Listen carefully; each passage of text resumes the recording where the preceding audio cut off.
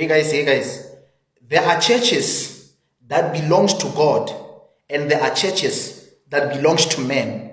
There are churches that belongs to God and there are churches that belongs to people. I want to show you how to differentiate. If you find a church that is leading you to a man, not to God, you are in a church of men, not a church of God. If you find a church that embraces, I'm not talking about honor, that embraces and only talk about their leader or their pastor, not about God, you are in a church of men, not a church of God. If you are in a church where they make you believe that if ever you leave that church, you are under a curse, your things are not going to move, or nothing is going to happen in your life, you are in a church of men, not a church of God.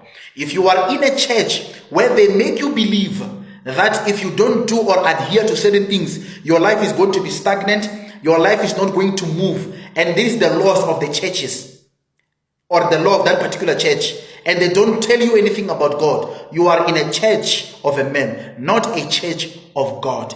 If you are in a church whereby it is all about kneeling down to the pastor, it is about praising the pastor. Even if some people invite you, they will be saying, let's go to the church of prophet so-and-so or pastor so-and-so. You must know that you are not being led to a church of God. You are being led to a church of men. There are people, there are pastors who have taken ownership over the church of God. And most of the people become victims when they go to such churches. Some people will tell you that when you go to a church, don't go there looking at how the pastor is dressing is good, not looking at what the pastor is doing, just go there looking for God. But the reality is, the conduct of your leader is very important. The conduct of your pastor matters because God has entrusted that particular individual with your souls. So the way he carries himself, the way he carries out his character, the way he carries out himself matters the most, because you might be under a leadership that is leading you to hell, not leading you to God. And they will tell you that, no, just stay there as long as